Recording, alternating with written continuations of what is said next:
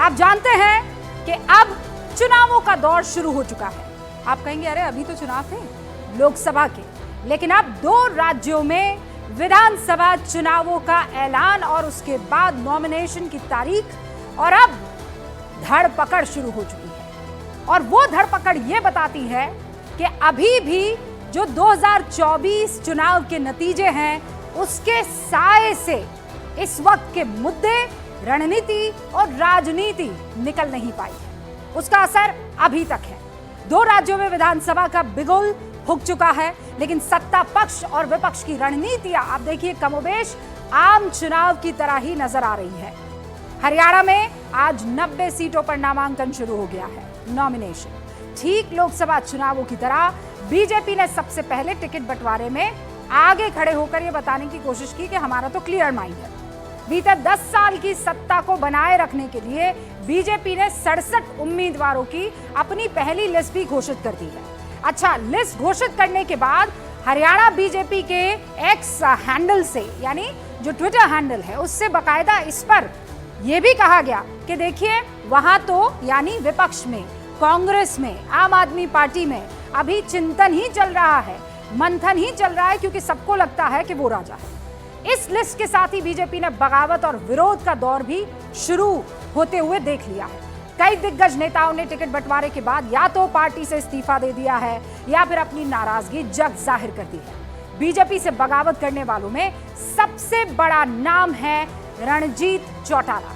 पिछले चुनाव में निर्दलीय चुनाव जीते चौधरी देवीलाल के छोटे बेटे रणजीत चौटाला ने मंत्रिमंडल से इस्तीफा देकर एक बार फिर निर्दलीय चुनाव में उतरने का ऐलान कर दिया है।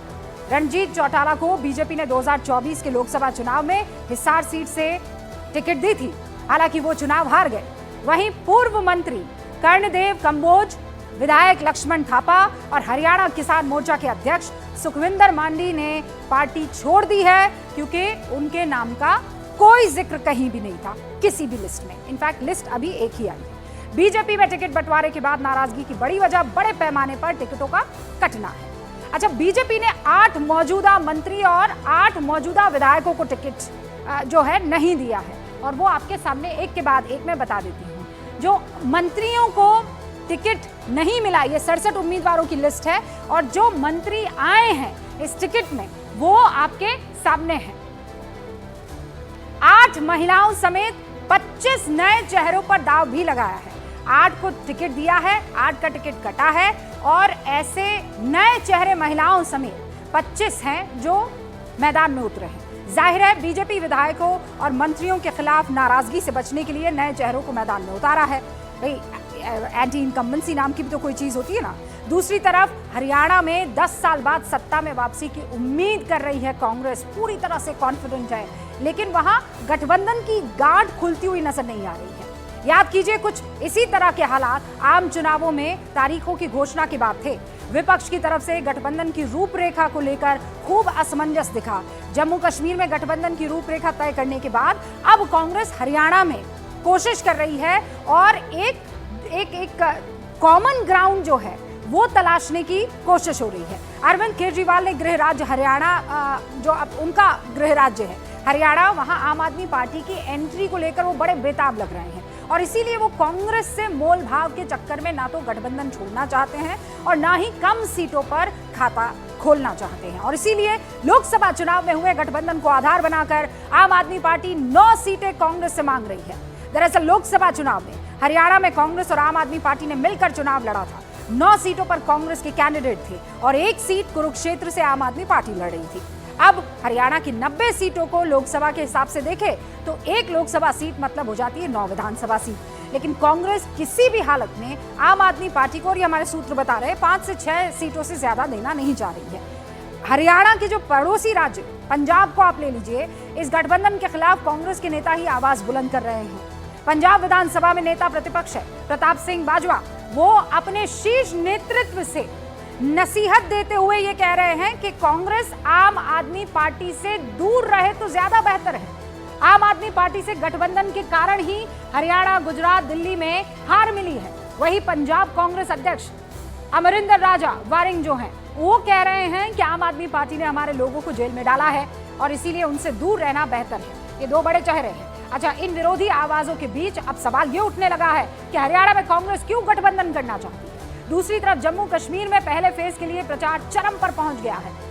बीजेपी जम्मू कश्मीर में हुए बदलाव को जो है वो मुद्दा बना रही है, वोट मांग रही है। 370 के बाद जो चेंजेस आए हैं उस पर बड़ी कॉन्फिडेंट है। कांग्रेस और नेशनल कॉन्फ्रेंस गठबंधन करके राज्य को जो इस वक्त स्थिति है यूनियन टेरिटरी की, उसे बदलकर राज्य के दर्जे को इस वक्त सबसे अहम मुद्दा मानकर चल रही है और इसीलिए वो इसे लेकर चुनावी मैदान में उतरी है। हालांकि नेशनल कॉन्फ्रेंस का कहना है कि भाई हम आएंगे तो 370 हटाएंगे। कल रामबन में, अनंतनाग में अपनी सभाओं के दौरान राहुल गांधी ने कहा क्या, पहले आप सुनिए। लैटरल एंट्री की बात की इन्होंने, कहते हैं कि भैया सरकार में हम साइड से लोगों को लाएंगे। हमने कहा कैसे लाओगे? अमीर लोगों को कैसे लाओगे? गरीबों को आप आने नहीं देते हो, कमजोर लोगों को आप आने नहीं देते हो, ऊपर से आप लैटरल एंट्री करोगे। हम देखेंगे कैसे करोगे। 3 दिन में कहते हैं ठीक है भैया नहीं करेंगे। तो आजकल सरकार ऑपोजिशन चला रही है, सच्चाई है। जो भी हम चाहते हैं हम करवा देंगे और हम स्टेटहुड चाहते हैं, जम्मू कश्मीर का स्टेटहुड हम करा देंगे। आजकल सरकार ऑपोजिशन चला रहा है, जो हम चाहते हैं वो सरकार से करवा देंगे। ये कॉन्फिडेंस है राहुल गांधी का और गजब के कॉन्फिडेंस में दिख रहा है राहुल गांधी। खैर, कुल मिलाकर जम्मू कश्मीर और हरियाणा का चुनाव भी 2024 के आम चुनावों के साए में ही लड़ा जा रहा है। हरियाणा में गठबंधन केंद्र की सियासत को ध्यान में रखकर जो है ये पूरी कोशिश हो रही है कि डबल इंजन। लेकिन जम्मू कश्मीर में जो फैसला केंद्र सरकार को करना है वो एक अहम है, उसको मुद्दा बनाकर राज्य विधानसभा का चुनाव लड़ा जा रहा है। और इसीलिए आज गूंज में सबसे बड़ा सवाल यही है कि क्या कांग्रेस विरोधी वोट बंटने से डर रही है। सवाल यह कि क्या बीजेपी दोनों राज्यों में अपना पिछला प्रदर्शन दोहरा पाएगी, और सवाल यह कि कांग्रेस के लिए अब गठबंधन जरूरी है कि मजबूरी है।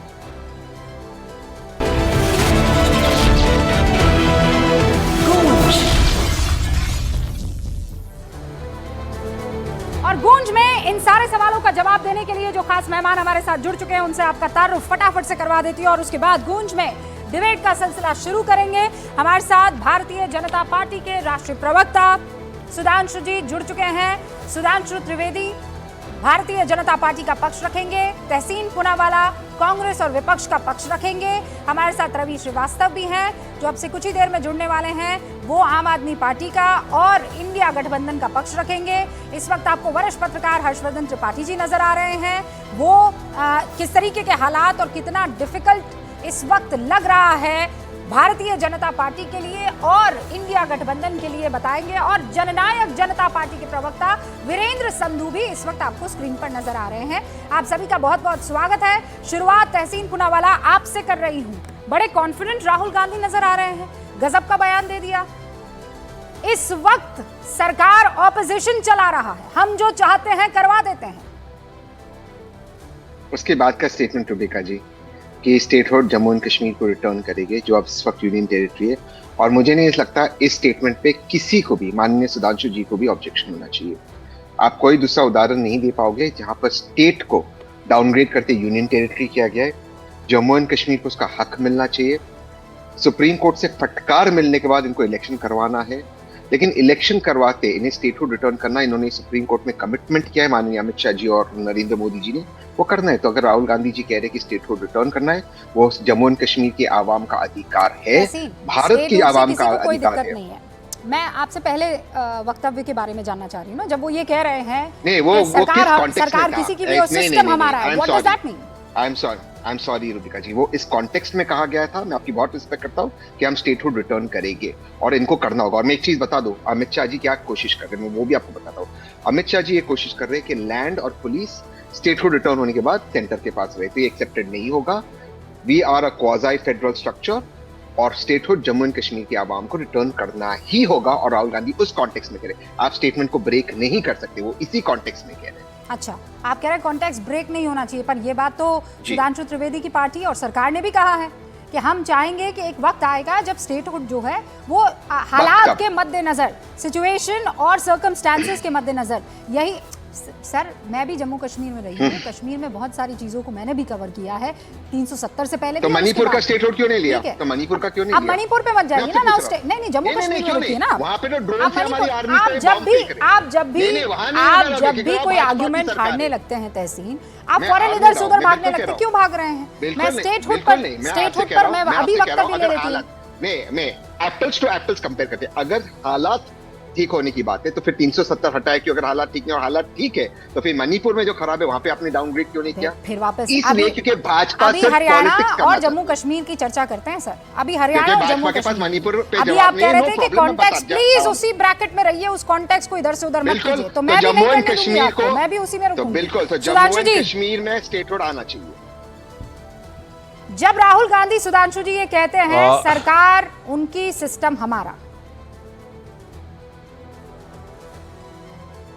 देखिए वो जो बात कह रहे हैं उस सिस्टम की जड़ें बहुत गहरी हैं, बहुत गंभीर वक्तव्य है कि सरकार किसी की भी हो, सिस्टम हमारा है। आपको याद हो एक बड़ी फेमस फिल्म में भी ये डायलॉग था, और ये आज से नहीं है। ये सिस्टम, मैं एक मिनट का समय लेता हूं बताने में, ये सिस्टम आजादी के समय से है। जब आजादी मिली तो 1 साल तक गवर्नर जनरल वाइसरॉय था, और दर्शकों को बताता हूं 1949 तक आर्मी चीफ अंग्रेज था जनरल फ्रांसिस राय बुचर, 1994 तक एयरफोर्स चीफ था गेराल्ड गिब्स, और 1958 तक नेवी का चीफ था स्टीफन कार्लाइल। ये भैया कौन सा सिस्टम था जब आईबी चीफ और जल थल नभ तीनों सेना उनकी थी। और सुनिए 68 तक क्यों मूर्ति थी इनकी जॉर्ज पंचम की, वो छोड़िए, फिर आइए 60 के दशक में पढ़िए यूरी बेंजमेनेव के रेफरेंसेस, उसमें पढ़िए Mitrokhin's archive, KGB and the world part 2। 70 के दशक में पूरा सिस्टम कम्युनिस्टों के कंट्रोल में था। ये बाकायदा उन्होंने अपनी, और इसके अलावा किसी को शक हो तो ये वैग्ना एल्बर्टस की किताब state with in state, retired के 70-80 के दशक में क्या कंट्रोल था। और अब आ जाइए लेटेस्ट, नटवर सिंह अभी सरकार में मिनिस्टर रहे, मनमोहन सिंह की सरकार में, अपनी किताब लिखी one life is not enough. उन्होंने कहा कि इसमें अमेरिका का इतना हस्तक्षेप था कि अमेरिका चाहता नहीं था कि मैं विदेश मंत्री बनूं। महोदय सिस्टम तो इतना 70 साल तक इन्वेज है, और आज भी वहां बाहर से बैठ के कोई जॉर्ज सोरोस कहता है कि मैं $1 बिलियन रखे हूं, सरकार को निपटा दूंगा। और आज मैं दर्शकों से कहना चाहता हूं 2021 से पहले आपने राहुल गांधी जी का कोई बयान नहीं देखा होगा जातिगत गणना पे। जाइए चेक करिए, यूरोप की एक हेनरी लूसी फाउंडेशन है जिसमें एक इंडोलॉजिस्ट है जिसका नाम है क्रिस्टोफर शेरलॉट। हाँ। उसने 2021 में बाकायदा एक प्रोजेक्ट लिया है जिसमें उसने कहा है कि हिंदू मेजॉरिटरिज्म को कैसे कंट्रोल करना है। Then the project is caste census पे जोर डालना है, और ये रशिया की स्पुतनिक मैगजीन में भारत के चुनाव परिणाम आने से पहले छपा है। सारे रेफरेंसेस दे दिए, ये कॉन्फिडेंस का आधार है। लेकिन राहुल गांधी के कॉन्फिडेंस का आधार ये है। मैं देखो अंदर से सुधांशु बाहर जी, तक पर बहुत मेरा एक सवाल है, आपके मगर वोटर्स, चिंता मत करिए। आपके वोटर्स, आपके चाहने वाले और आपके विपक्ष में बैठे तमाम चेहरे वो आपसे पूछेंगे तो फिर आप फिर सत्ता में क्यों हैं जब सिस्टम ही आपका नहीं है? आप सिर्फ सरकार में वोट लेकर फिर क्या हासिल कर लेंगे? मतलब इतनी खराब दशा तो नहीं होनी चाहिए। मैं इसी पे आ रहा हूं। मैं दावे के साथ कहता हूं अगर हमारी सरकारें ना आई होती, रूबिका जी, आज हम सब लोग जो मोबाइल फोन्स यूज करते हैं, मोबाइल फोन्स की क्रांति वाजपेयी सरकार में आई थी। सारी इंडियन कंपनीज हैं, कुछ हद तक वोडाफोन का फॉरेन का इन्वेस्टमेंट छोड़ दें, एयरटेल भी इंडियन है, रिलायंस भी इंडियन थी, आइडिया भी इंडियन थी, जियो आज की डेट में इंडियन है, सब विदेशी कंपनियां होती। कांग्रेस के 10 साल के रिजीम में जितने बड़े बड़े प्रोजेक्ट्स आए, बताइए कौन सी इंडियन कंपनी बहुत राइज की? इवन आज के जमाने में मैं इसलिए कहना चाहता हूं, अगर हमारी सरकार, और किसी को कंफ्यूजन हो तो नवंबर 99 की सियाटल की WTO की कॉन्फ्रेंस के सारे डिटेल्स जाके पढ़ ले, हमने कैसे सबोटाज किया था। हाँ। जो फॉरेन का डिजाइन आ रहा था, और इसलिए आज मोदी जी की सरकार नहीं आई होती। तो मैं आपसे कहना चाहता हूं, ये जो डिजिटल रिवोल्यूशन है ना, जिसमें 46% डिजिटल ट्रांजैक्शन आज भारत करता है, ये सारा का सारा विदेशी कंपनियों के कंट्रोल में होता। कंट्रोल को 10 सालों में हटाने की कोशिश हुई है। इसलिए मैं बताना चाहता हूं कि हमने सिस्टम को भारत के पक्ष में करने का पूरा प्रयास किया और उसमें काफी सफलता हासिल की है। मगर जिनका सिस्टम पर ये काफी सफलता का कोई परसेंटेज दे सकते हैं क्या सुधांशु जी?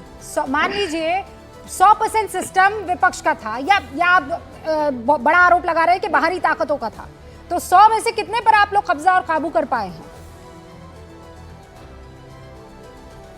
देखिए, प्रतिशत कहना तो बहुत मुश्किल है, मगर मैं ये कह सकता हूं उनकी डिजाइन को थॉट जरूर कर दिया है। जैसे उदाहरण के लिए कई बार क्या होता है, जानकारी कम होने का अभाव लेकर, अब अभाव का फायदा उठाकर कुछ लोग कर लेते, जैसे 8,500 रुपए खटाखट इन्होंने कर दिया पॉन्जी स्कीम की तरह। भारत के इतिहास में आज तक किसी ने जाके ये पैम्फलेट नहीं दिए होंगे कि ये फॉर्म है, ये 4 जून के बाद आके ले जाना। अब वो बेपढ़े लिखे लोग या कम पढ़े लिखे लोग आ गए झांसे में, जबकि सबको पता है। मैं दर्शकों से फिर कहना चाहता हूं, देखिए डिजाइन क्या है।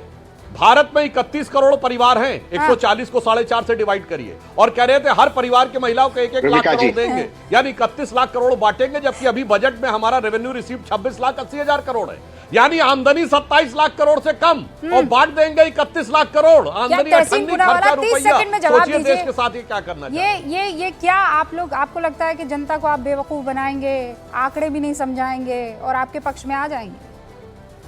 रूबिका जी, अक्सर लोगों के पास होता है credit card, debit card, Bhajpa के पास है permanent victim card, PVC, permanent victim card. आज की डिबेट आपने मुझे कहा हम इसको कश्मीर और हरियाणा पर सीमित रखते।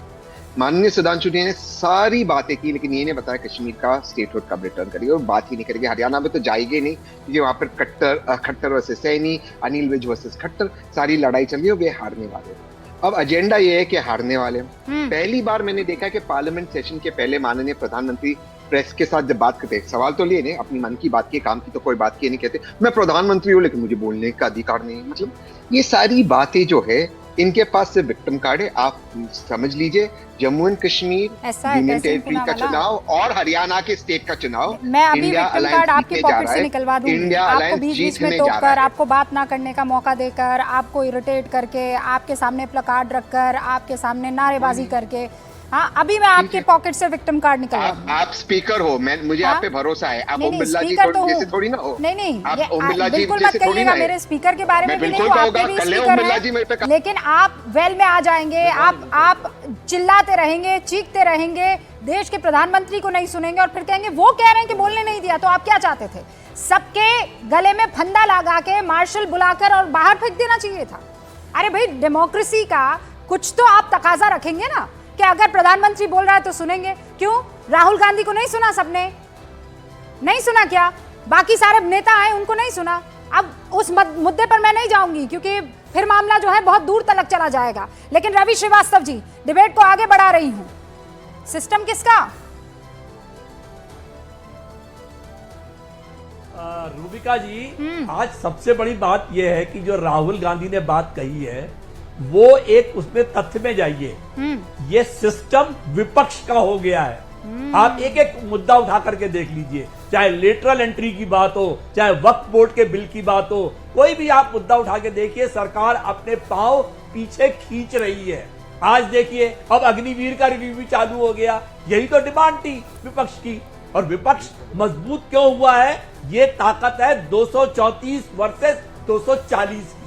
ये विपक्ष की ताकत है, जिसको राहुल गांधी कह रहे हैं कि सिस्टम अब हमारे हाथ में है, और जो हम देखेंगे कि ये गलत कर रहे हैं, वो गलत कर रहे हैं। ये मैं तो हरियाणा के चुनाव की बात करता हूँ। हाँ, हरियाणा में आज 3 मुद्दे सबसे बड़े हैं चुनाव के अंदर। हाँ। एक तो किसान आंदोलन है, दूसरा रेस्लर्स का जो प्रोटेस्ट हुआ है जंतर मंतर के ऊपर वो है, तीसरा काउ विजिलेंटिज्म है, जिसको लेकर के वहां पर कितने लोगों की जान जा चुकी है। अभी अभी एक 18 साल के बच्चे को गोली मार दी, शक में कि वो गोकशी करने, गौवंश का वो करने जा रहा था।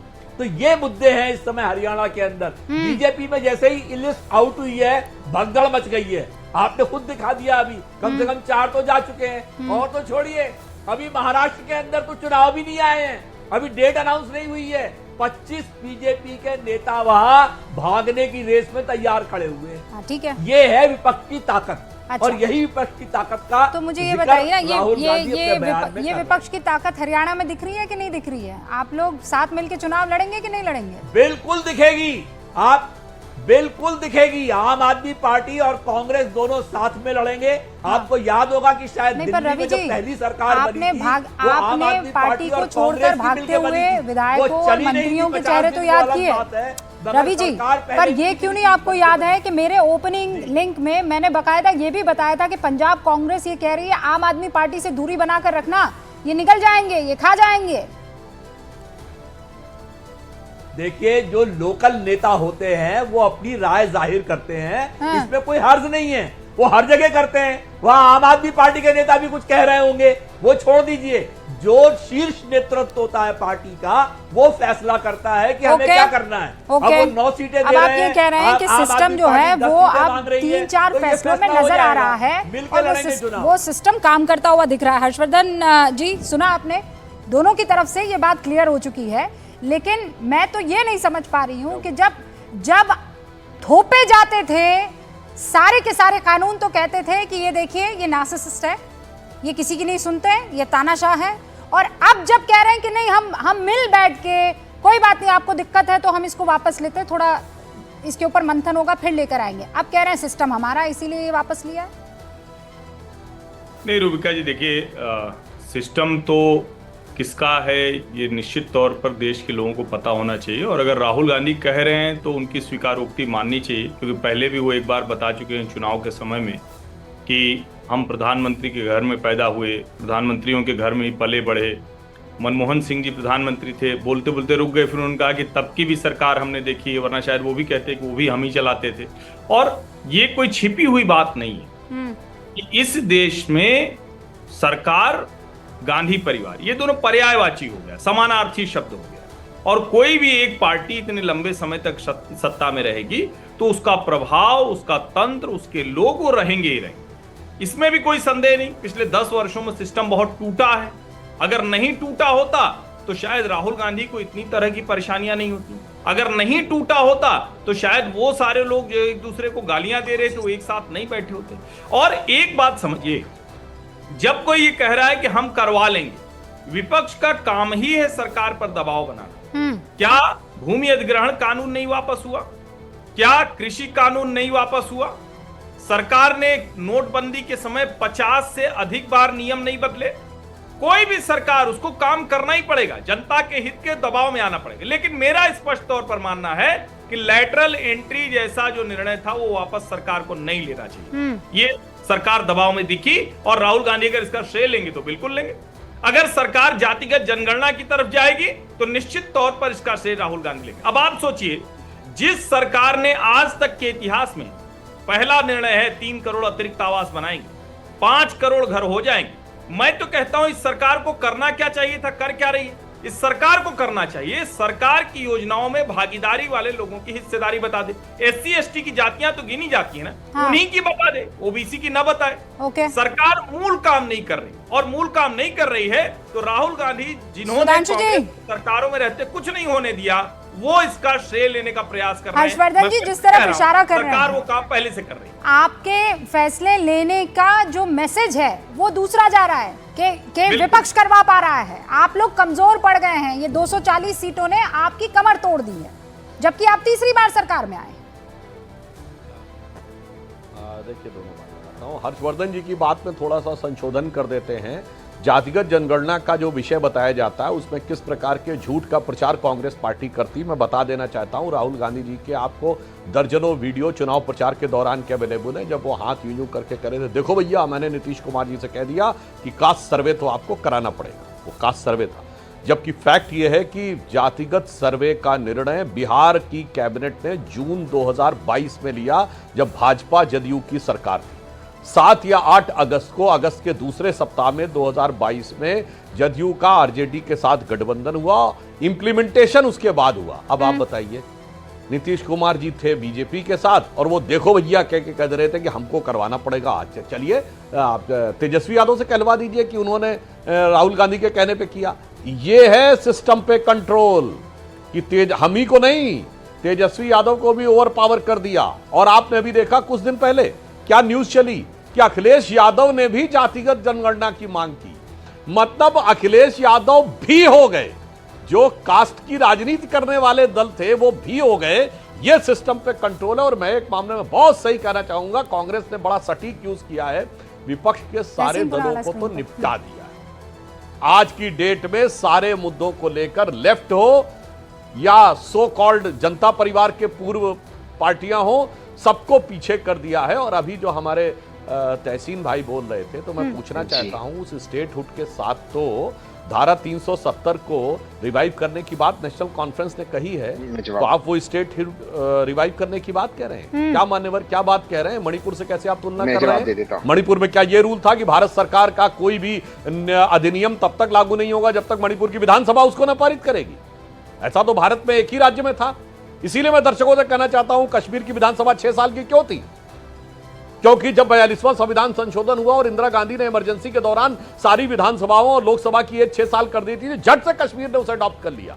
मगर उसी 42वें संविधान संशोधन में सेकुलर सोशलिस्ट वर्ड नहीं अडॉप्ट किया था। तो कश्मीर ये भारत का एकमात्र राज्य था जो कॉन्स्टिट्यूशनली सेकुलर नहीं था। मगर देखिए साहब, सिस्टम ने कैसा बनाया कि वही कश्मीर का प्रतीक था जो ऑफिशियली। लेकिन सुधांशु जी, मैं अभी भी उस सवाल के जवाब का इंतजार कर रही हूँ जो हर्षवर्धन जी ने भी आपसे पूछा है और जो बाकी तमाम लोग भी आपसे पूछ रहे हैं कि इस बार जो सरकार आई है और उसके बाद बैक टू बैक जो फैसले वापस लिए गए हैं, जो कानून वापस लिए गए हैं, वो एक मैसेज ये देने की कोशिश हुई है कि हम आप सबको साथ लेकर चल रहे हैं। लेकिन जब राहुल गांधी ये कह रहे हैं, देखिए जो हम चाहेंगे वो करवाएंगे, देख लेना, ये क्या ये मैसेज ये नहीं बताता है कि आपको कम सीटें आई है इसीलिए आप थोड़ा कम, आप ज्यादा कॉन्फिडेंट नहीं है, कम कॉन्फिडेंट है? आप इसका जवाब दें। लेकिन उससे पहले एक बार तहसीन इसका जवाब दे दे। ठीक है सुधांशु जी, पहले स्टेटहुड और 370 दोनों चीज। सबसे पहले तो 370 का फैसला माननीय सुप्रीम कोर्ट की कॉन्स्टिट्यूशनल बेंच ने कर दिया। अब वो पॉसिबल ही नहीं है, मुमकिन ही नहीं है। कोई भी राजनीतिक दल अगर वो अपने मैनिफेस्टो में डाल रहा है, वो झूठ डाल रहे हैं, सुधांशु भी जी भी जानते, आप भी जानते, रूबिका जी, वो पॉसिबल ही नहीं है अनलेस केंद्र की सरकार दोनों हाउस ऑफ पार्लियामेंट इसमें चेंज करे, तो पॉसिबल ही नहीं, क्योंकि भाजपा करेगी नहीं, कांग्रेस उस पर वोट करेगी नहीं इसके खिलाफ। ये बात तो हम जानते हैं। अब आते हैं स्टेटहुड के सवाल पर, जो सुधांशु जी ने कहा कि वहां का आइन निकाल दिया। बिल्कुल यही बात मुझसे सुप्रीम कोर्ट में कही गई थी जब मैं कश्मीर में जो कर्फ्यू लगा था उसके खिलाफ गया था। यही बात मुझसे कही गई थी जो सुधांशु जी ने कहा, और मेरा जवाब ये था कि अगर कश्मीर, जम्मू एंड कश्मीर का आइन निकाल दिया गया है, संविधान निकाल गया है, तो भारत का संविधान आइन पूरी तरह से लागू होता है। तो जब भारत का संविधान पूरी तरह से लागू होता तो हाइपोथेटिकल पास्ट में क्या था उसे छोड़िए ना, आज उस यूनियन टेरिटरी को स्टेट में हम क्यों नहीं कन्वर्ट कर रहे? बात वो है, क्या आज असेंबली को कोई सवाल पूछना पड़ता है आपको कुछ करने के लिए? वो नहीं करना पड़ता। आप उस सवाल से भाग रहे हो क्योंकि आप जानते हैं जम्मू एंड कश्मीर और हरियाणा रूबिका जी मत छोड़िए, इन दोनों सूबों में भाजपा हारने जा रही है। ऐतिहासिक हार होने वाली इनकी हरियाणा में। ये 30 सीटें हरियाणा में क्रॉस नहीं कर रहे। ठीक है, 30 सेकंड में सुधांशु जी, और फिर मेरे एक मेहमान अभी तक अपनी बात नहीं रख पाए। 30 सेकंड में संक्षेप में जवाब दीजिए। हरियाणा इस बार आप लोग नहीं जीत पाएंगे। हाँ, देखिए मैं तहसीन भाई को बता दूं, बड़ी गजब की बात है। अगर 370 के ऊपर जो आप कह रहे हैं वो सही है तो कहिए अपने गठबंधन सहयोगी से कि हम आपकी मांग से सहमत नहीं है। नेशनल कॉन्फ्रेंस ने तो ओपनली कहा है मैं 370 रिवाइव करना है। और हरियाणा की बात, आम आदमी पार्टी से गठबंधन के लिए कांग्रेस ज्यादा लालायित है। जिस आम आदमी पार्टी को पिछले चुनाव में 0.48% मिले थे। अब कोई भी दर्शक सोच सकते हैं आधा % वोट पाने वाली, जिसको नोटा से कम वोट मिला, उस पार्टी से इतनी छटपटाहट क्यों है कांग्रेस को साथ में लेने के लिए? अगर उनका वो कॉन्फिडेंस है जो राहुल गांधी का दिखाई पड़ रहा है, ये अपने आप में रहस्य है या फिर कोई और कारण है जो बाहर से इनको प्रेशर दे रहा है कि तुम्हें साथ में रहना है? ये मैं दर्शकों के विवेक के ऊपर छोड़ता हूं। यदि इतना कॉन्फिडेंस है तो आधा % वोट वाली पार्टी के साथ इतना छटपटाहट क्यों है? और ये आइडिया राहुल गांधी जी ने दिया जबकि स्टेट के लीडर्स इसके खिलाफ हैं। हाँ। और या फिर कोई अन्य बात है, वो सिस्टम वाली बात। सवाल का जवाब कौन देगा? लेकिन उससे पहले जो हमारे साथ वीरेंद्र संधू जी हैं, जननायक जनता पार्टी के प्रवक्ता, क्या वीरेंद्र जी हरियाणा में क्या दिख रहा है और क्या आप ये जवाब दे पाएंगे कि ये कांग्रेस जो है वो आम आदमी पार्टी के साथ इतनी ललायत क्यों है, जिसकी जमानत जब्त हो गई थी? देखिए रूबिका जी, सबसे पहले तो मैं ये बताऊंगा कि भारतीय जनता पार्टी की हरियाणा में काफी बुरे हालात हैं कि उनको मुख्यमंत्री बदलना पड़ा। अब मुख्यमंत्री को सीट बदलनी पड़ रही, और सीट बदलने के साथ साथ आप देखिए जो एक दिन पहले आके 5 आदमी 6 आदमी ज्वाइन करते हैं, अगले दिन उनको सीट टिकट दे दी जाती है। और ऐसे ऐसे आदमी को टिकट दी जा रही है। ये आपस की ईगो की लड़ाई, इनकी दिल्ली की लड़ाई में जो पर्चियों से मुख्यमंत्री निकालते हैं। तो एक बात आप आज मैं आपके चैनल के माध्यम से बताना चाहता हूँ, अभी ये बाद में आपको पता भी लग जाएगा कि भारतीय जनता पार्टी का ये हरियाणा में अंतिम चुनाव है। इस चुनाव के बाद भारतीय जनता पार्टी हरियाणा में कभी सरकार नहीं बना पाएगी। और 2 दहाई के आंकड़े को भारतीय जनता पार्टी इस चुनाव में हरियाणा में छूने नहीं जा रही। उसी तरह अगर आप कांग्रेस की बात करें, जिस तरीके से आम आदमी पार्टी का सहारा लेने की बात चल रही है, इंटरनल डेमोक्रेसी कांग्रेस में बिल्कुल खत्म हो चुकी है। नेताओं ने आपसी लड़ाई के चक्कर में हरियाणा के नेताओं को और हरियाणा के हितों को बिल्कुल खत्म कर दिया है। दिल्ली में लड़ाई, सैलजा गुट में, हुड्डा गुट में, पिता पुत्रों में, बेटों की टिकटों में लड़ाई आके रह गई है। हरियाणा के लिए ना आज कोई देख रहा है। जननायक जनता पार्टी जो हरियाणा के लिए लड़ती थी, वही एक मुख्य विपक्षी दल और सत्ता दल की भूमिका इस चुनाव के बाद हरियाणा के लिए निभाएगा। संधू जी, आप तो ऐसे हालात बता रहे हैं कि अब जननायक जनता पार्टी का ही अब अगला सीएम होने वाला है। मैं ये नहीं कह रहा कि जननायक जनता पार्टी का हरियाणा सीएम होने वाला है, लेकिन मैं ये जरूर कह रहा हूं कि जननायक जनता पार्टी ही हरियाणा का भविष्य है। क्योंकि इन दोनों पार्टियां, जो पार्टियां पर्ची से मुख्यमंत्री निकालती हैं, जो दिल्ली से जो मुख्यमंत्री सेट करके भेजती हैं, जिनका जो एक मिनट में मुख्यमंत्री बदलती हैं, इन पार्टियों का हरियाणा में कोई भविष्य नहीं है। वीरेंद्र जी, तो आप ये कह रहे हैं कि आपका भविष्य है, भविष्य मतलब आप जो है इनमें से किसी एक को सपोर्ट करेंगे? हम इनमें से किसी को सपोर्ट नहीं करेंगे। हमारे नेता जननायक जनता पार्टी के नेता तो यकीन नहीं दूसरे होता। अभी कुछ दिनों पहले वीरेंद्र संधू जी जेजेपी और कमल क्या साथ में साइकिल पर बैठ के घूमा कर रहे थे, हैं? फिर अचानक इलेक्शन आया और संधू जी कह रहे हैं हालात बड़े खराब है, कांग्रेस में भी, बीजेपी में भी। देखिए, जब हरियाणा में सरकार बनी, इनेलो पार्टी की या ताऊ देवीलाल की विचारधारा के साथ सरकार बनी, तो उसमें हमेशा भारतीय जनता पार्टी साथ रही थी। हम हमेशा कांग्रेस के खिलाफ रहे थे। उन्हीं बातों को ध्यान में रखते हुए हम भारतीय जनता पार्टी के साथ आए थे। लेकिन जिस तरीके से इन्होंने हरियाणा में सरकारें चलाई, जिस तरीके के हरियाणा के हितों की इन्होंने अनदेखी की, हरियाणा को जिस बेरोजगारी के, हरियाणा को सबसे किस राज्य की तक इन्होंने आगू भेज दिया है, और जिस तरीके से पार्टी का बिल्कुल लोकतंत्र खत्म करके दिल्ली से जो तानाशाही इनकी चल रही है, उससे हरियाणा के लोग इतने नाराज हैं। और हमने तो इस बात का वादा कर दिया है, हाँ। दुष्यंत जी ने लिखा है कि हम भारतीय जनता पार्टी के साथ कभी भी भविष्य में सरकार नहीं बनाएंगे। है मतलब ये बातें समझने में देखिए भाई 4.5 साल लग गए हर्षवर्धन जी, वीरेंद्र संधू जी को 4.5 साल नहीं लगे। अरे लगी गए 4.5 साल। आप समझते 4.5 साल लग गए आपको कि पार्टी से कुछ ना हो पा रहा है हरियाणा में। गजब कर गए। 4.5 साल हम इनके साथ रह के, सरकार में रह के हमने नकेल कसी, हमने वो सारे काम करवाए जो हरियाणा के हितों के लिए जरूरी थे। हरियाणा में सरकार किसी की भी, सिस्टम आपका।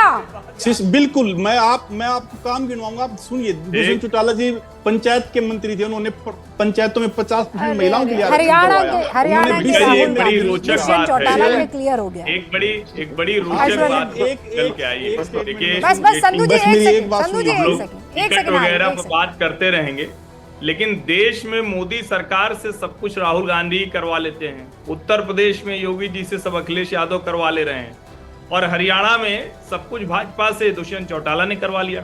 तो ये लोग चाहते ही नहीं कि सरकार बदले। ये तो कमाल की बात कर रहे हैं, कह रहे हैं कि सरकार कोई भी सिस्टम हमारा काम कर रहा है, जनता के हित के सारे काम हम भाजपा सरकार से करवा लेते हैं। और ये सचमुच कमाल की बात है। अगर विपक्ष इस तरह का दबाव बना ले रहा है और सरकार को जनता के हित के काम ही सारे करने पड़ रहे हैं, तो फिर जनता को मुश्किल क्यों होगी? जनता कहेगी तब तो ठीक है, तब तो अच्छी भूमिका निभा रहे हैं आप। सुधांशु जी, लेकिन हरियाणा की जनता, एक सेकंड संधू जी, बस हरियाणा की जनता इस बार सच में बड़ा शानदार चुनाव होने वाला है, जम्मू कश्मीर का भी और हरियाणा का भी। हमारे तो हम भारतीय जनता पार्टी का अंतिम चुनाव है हरियाणा। और कांग्रेस का? कांग्रेस विपक्ष में पहले से 1952 में जब पहले इलेक्शन हुए तब से लेके हरियाणा में है और आगे भी रह सकती है। बिल्कुल बगल वाली खिड़की में रवि जी बैठे हुए हैं। अब ये मत कह दीजिएगा कि आम आदमी पार्टी का ही अगला नेता जो है वो सीएम बनने वाला है, वो कूद कर आपके पास आ जाएंगे गले लगाने के लिए। संधू जी रुक जाइए, थाम लीजिए अपने घोड़ों को, थाम लीजिए। रवि श्रीवास्तव जी, नहीं, वो कह रहे दुष्यंत जी बनेंगे सीएम। हाँ बिल्कुल बनेंगे। नहीं, उनकी पार्टी के प्रवक्ता हैं, क्यों नहीं चाहेंगे कि दुष्यंत जी बने? चौधरी चरण सिंह अगर देश के प्रधानमंत्री बन सकते हैं तो ये सोच क्यों नहीं हो सकती है? बिल्कुल होनी चाहिए।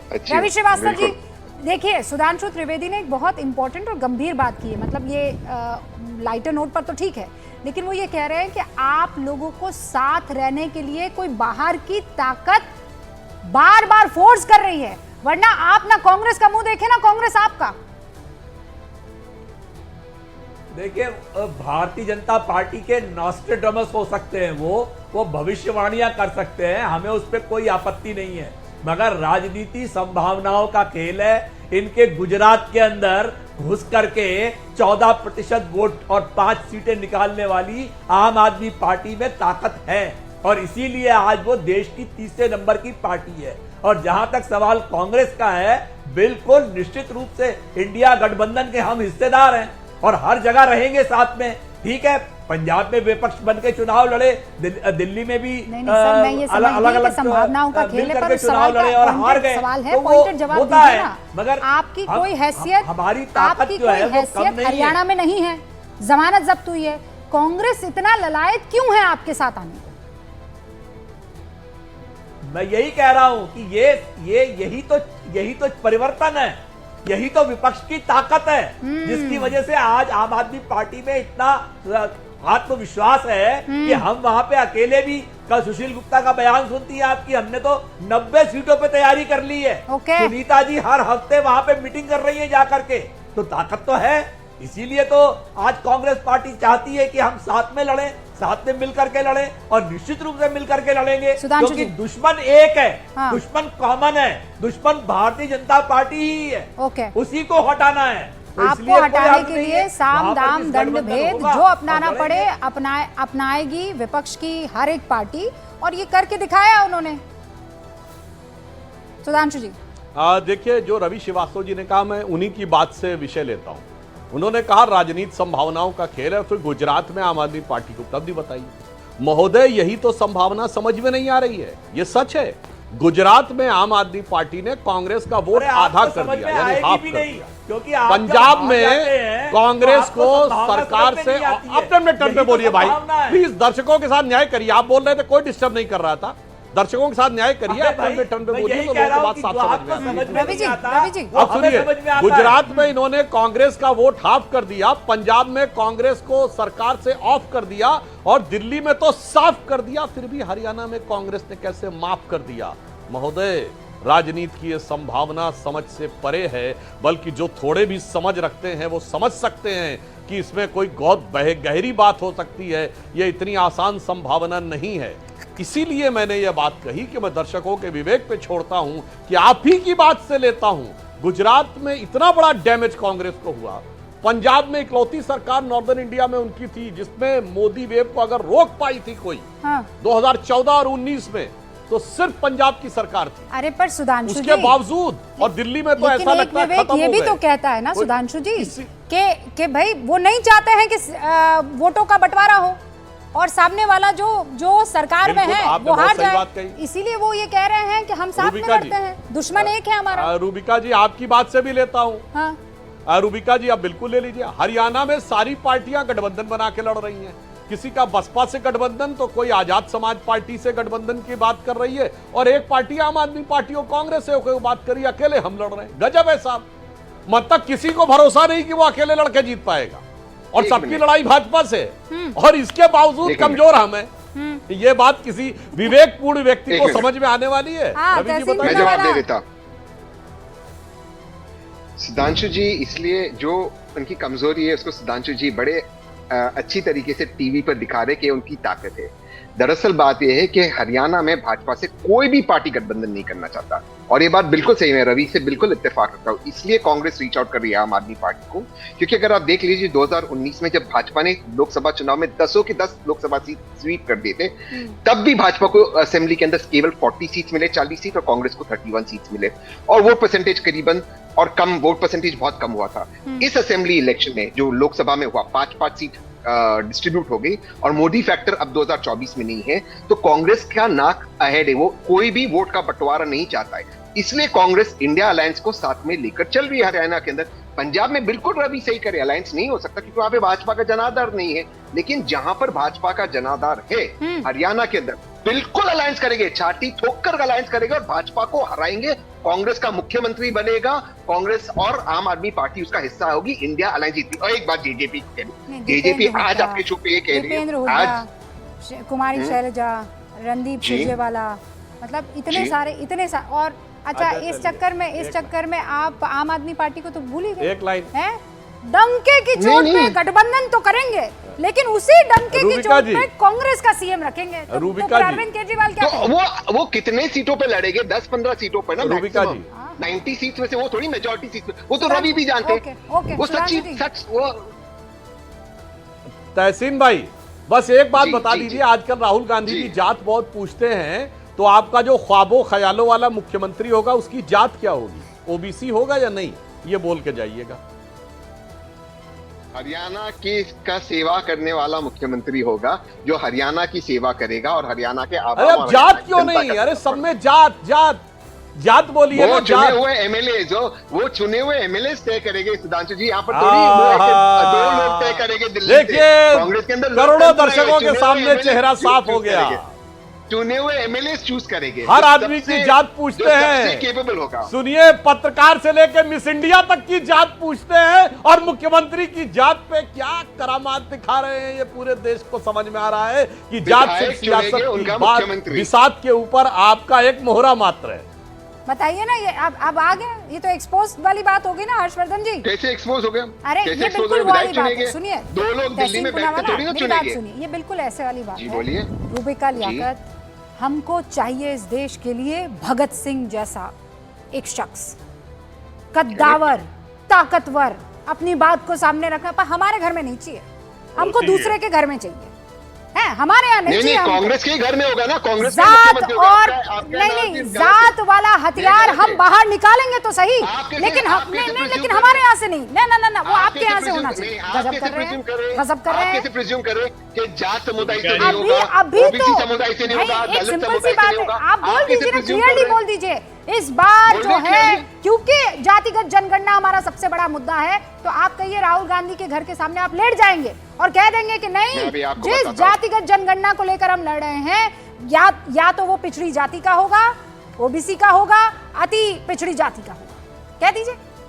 मैं आपको दोबारा से कह रहा हूँ, आपको ये कैसे पता Yes, कि जो see. मुख्यमंत्री होगा वो जात समाज, ओबीसी समाज या दलित हाँ, समाज हाँ, से नहीं होगा? ये SC, आपको ST. कैसे पता?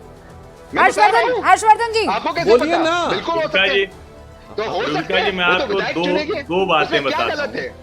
एक तो बड़ा अद्भुत आज एक सिद्धांत प्रतिपादित किया है तहसीन जी। वो कह रहे हैं कि डंके की चोट पर गठबंधन करेंगे। अरे भाई, जब जो पिटने लगता है, कमजोर हो जाता है, वही गठबंधन करता है। ये कोई छिपी हुई बात है क्या? गठबंधन कभी मजबूत को देखा है? कभी कांग्रेस पार्टी जब मजबूत थी तो वो गठबंधन के उससे गठबंधन के लिए लोग लालायित रहते थे। भाजपा करती है पहली वही बात। मजबूत होते हैं दूसरी महत्वपूर्ण बात वही ये जो है, गठबंधन दो भाजपा सीटें करती है हैं। वही मजबूत होते हैं। एक सीट जो एक सीट गठबंधन है PDP रायबरेली के साथ, हाँ। और JDU दूसरी के सीट है साथ, वायनाड। JDS इसको के ध्यान से साथ, सुन लीजिए। जो आप करते हैं वही मजबूत होते हैं क्या? अरे रवि जी, रवि रवि जी, वक्त नहीं है, वक्त नहीं है, बड़ी गंदी वक्त आदत। नहीं है, वक्त नहीं है। हर्षवर्धन जी, ये वाला मसला जो है मैं आपसे अगली डिबेट में सुन लूंगी, माफी चाहती हूँ, लेकिन है दिलचस्प इस बार के ये चुनाव, नजर हमारी पैनी है।